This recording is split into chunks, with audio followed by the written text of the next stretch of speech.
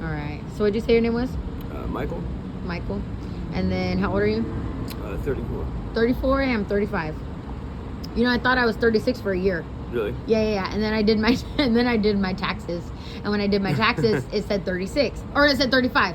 And I was like, well, there's no way it could be wrong. It has my kids' age right. My daughter, my son, both of my kids are right. And then it says I'm 35, so I just was wrong. When you get older, you stop doing your birthdays.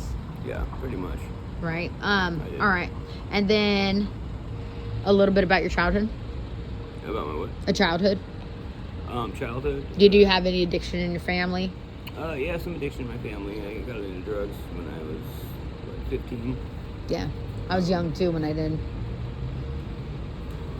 Mostly just pot and stuff like that. And then I got into heroin really bad. How old were you? I think I got into Oxycontin and heroin when I was like 17. 17. Yeah, dude, I started smoking weed and drinking when I was 12, and I started doing meth when I was 13. And then when I was 20, I got into a bad accident, and then they gave me Vicodin, and then I realized, oh, you get sick when you don't have it. At first, I just thought I had the flu. Realized it wasn't the fucking flu. You get sick. Yeah, my kid's dad was like, no, you're withdrawing. I was like, well then, yeah, crazy. So what was the addiction in your family? Was it just like drinking and stuff? It was an uncle that was on heroin,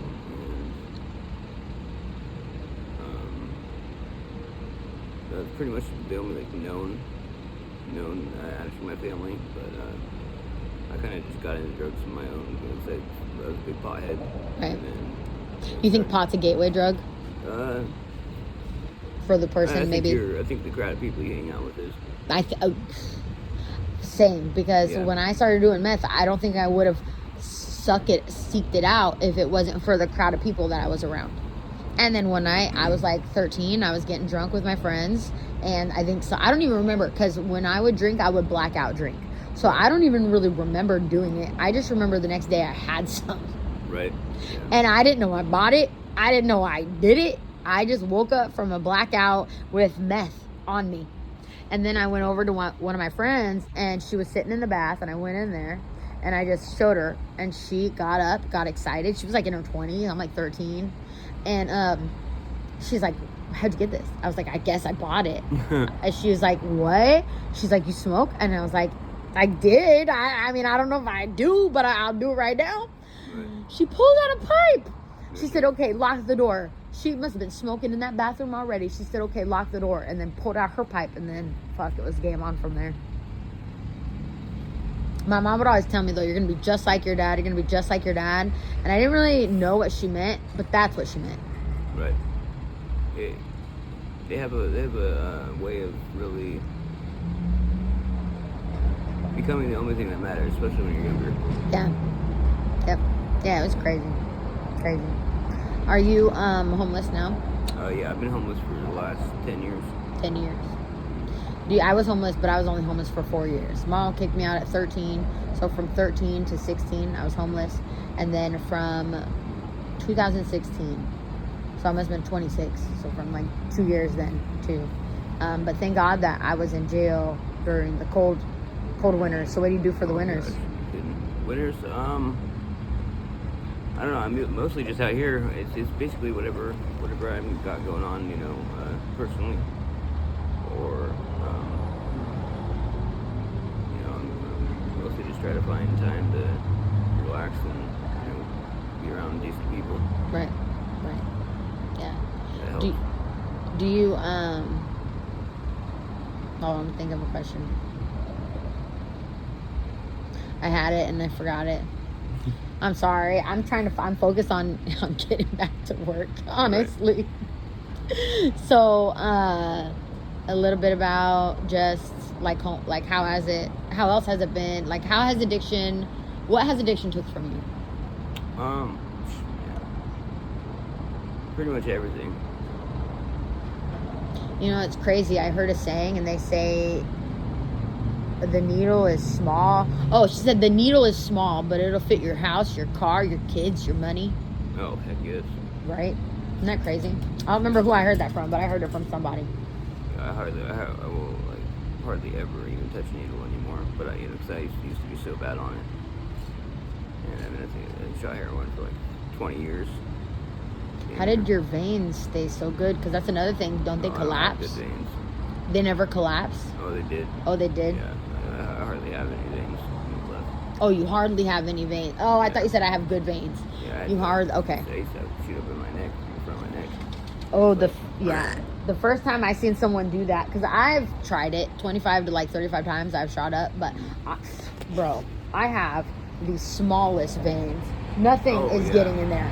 See, that's So a I could never blessing, do though. it by myself. It's also a blessing. It is a blessing because it's one of the things that makes sure, like, because if I couldn't find anyone to do it for me, and finding people to shoot you up is hard. I don't People trust don't like to do it. I don't trust people. No, and I couldn't do it by myself. And then I realized, man, first of all, I'm scared to even do anything now because I, like a while ago before I got clean, I bought some meth and I tested it for fentanyl. I have fentanyl in it.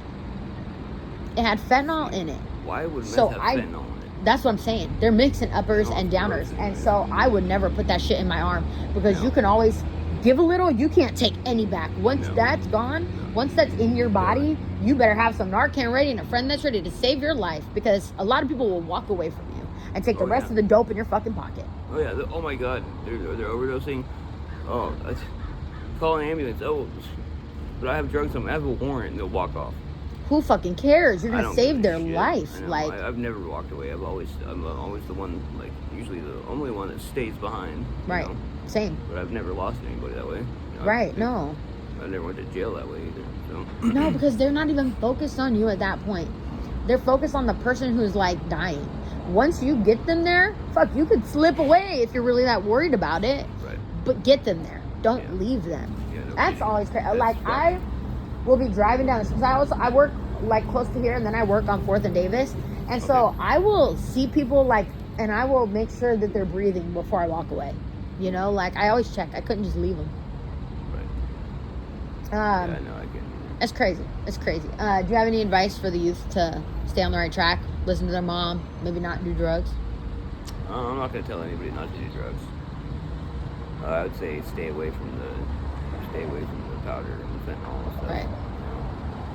Do whatever. Stay away from that crap. You know, but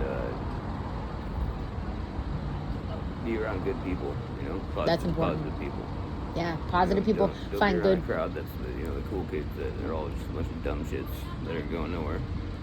You know. Because that'll be your life. Yeah, You won't pretty go much. anywhere. Yeah. That's the one thing I like about this channel too, is to hear people's like advice. Because even just your friend that I was talking to, he had great advice. He's like, I'm not going to tell anyone to not do it either, pretty much. Because if you tell them to not do it, they're going to do it. And that's how I was. If you told me, oh my gosh. Oh, I'm gonna want to do it if I hear someone say don't do it. I'm gonna want to do it. Exactly. Yeah. Yeah. You have to touch that hot stove. Yep. That's why I never listened to anything my mom told me, is because I had to do it and experience it for myself. Like my dad shot up drugs. He still does that. And I was like, oh, for some reason, I have to make it a point to myself to do that and be able to not do that. Because if I cannot do that, I think it shows that I'm stronger than you. I don't know.